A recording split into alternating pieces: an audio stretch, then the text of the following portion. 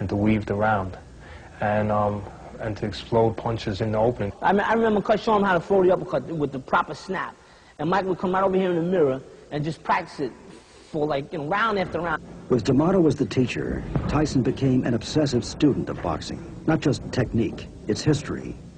While in the gym, he practiced D'Amato's peekaboo style, fighting with one's hands high, as if in a defensive screen. At home, he would spend even more time practicing moves, as he had late into the night in the reform school. And his spare time would be dedicated to studying old boxing films. That's it, there you go. Now you got, again. Who's the last guy to stop? Time. Teenaged Mike Tyson had found something at which he could excel, and for which he would win praise and recognition. But flashes of his life on the street shone through. If I think about where I'm going to hit him and how many times I'm going to hit him, I have everything planned ahead of time. And if I know, if I hit him in the body once and I see that hurt, I'm going to hit him in the body at least 20 more times. And then if he's still up after the 20 more times, I'm going to hit him to the head. In '84, when he graduated to the senior division, where he was fighting men. He would be fighting men that, and he was beating them. Started his boxing comeback with a series of 4 impressive victories.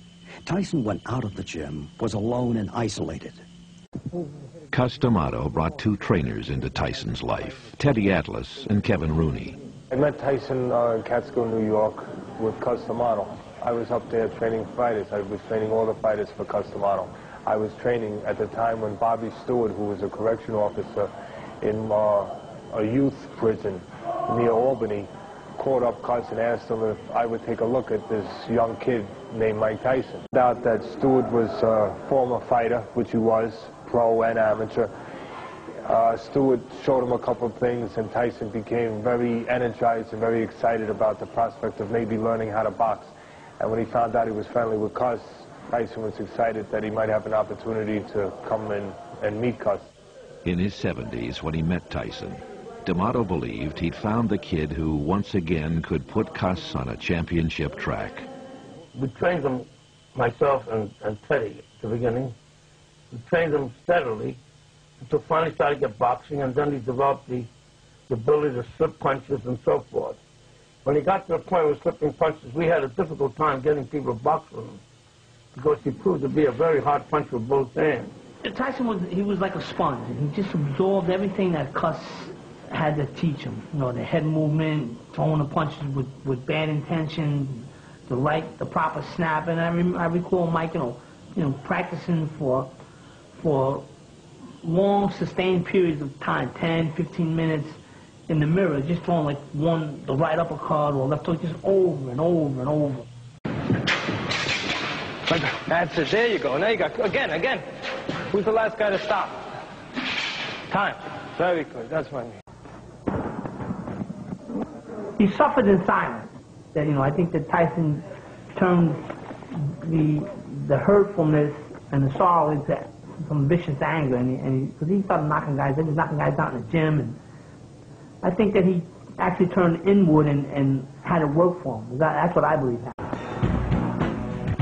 Rooney was a wonderful trainer for him. Kevin Rooney loved him. But Don King made him fire Kevin Rooney. And I think the day Tyson fired Kevin Rooney, there was a cap put on Mike Tyson's development as a fighter. His story, a work in progress. The final acts are still being written. He had to be ferocious. He went after Bobby. He was very strong. And Bobby had to open up to keep him in his place from overwhelming him. And Bobby said every time he hit me, he hurt me. He was perfect. He was aggressive as hell. And a change happened in Mike. Through boxing, he obviously became more proud of himself and sure of himself.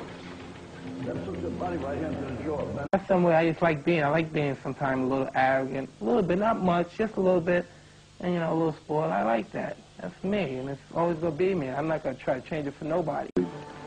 Obviously a prodigy. It was like the first time I saw John Coltrane, or the first time I saw Bruce Springsteen, or the first time I read Norman Mailer, or the first time I saw Baryshnikov. It was clear this was somebody special. Jim Mike fought like a wildcat, always, no matter who he was with. He would try to knock out anybody, no matter who it was.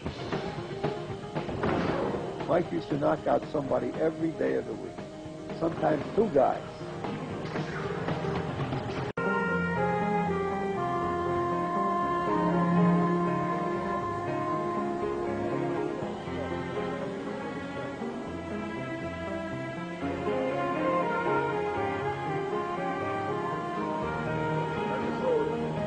Good stretch, get a good stretch.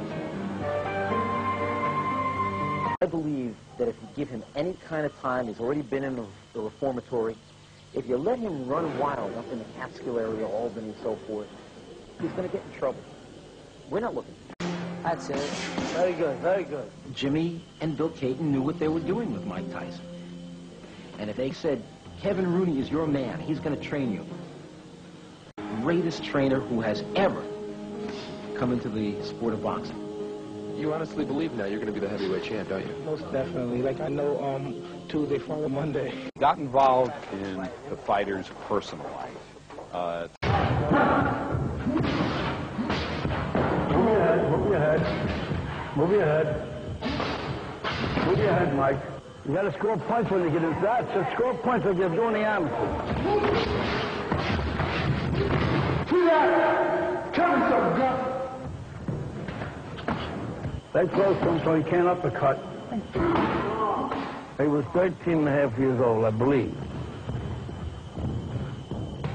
We trained him steadily. When he got to the point of slipping punches, we had a difficult time getting people to box with him because he proved to be a very hard puncher with both hands.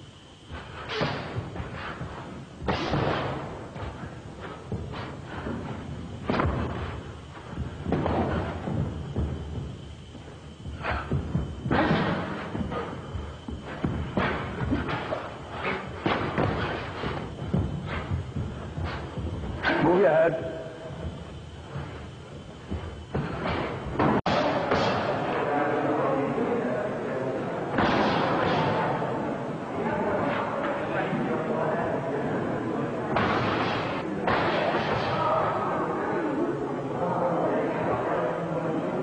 It's the little things, the discipline that, you know, that Cuss was instilling in him.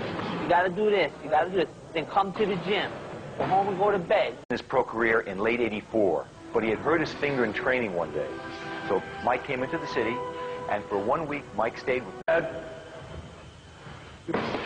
Keep the head down when you come up with the eights. Keep your head down. Yeah, I mean, it's not coming up, but it's starting to come up. To make it perfect. It's good, but it's not perfect. I don't succeed when I make a guy or help a guy become champion of the world. I succeed when I make that fellow become champion of the world and independent of me.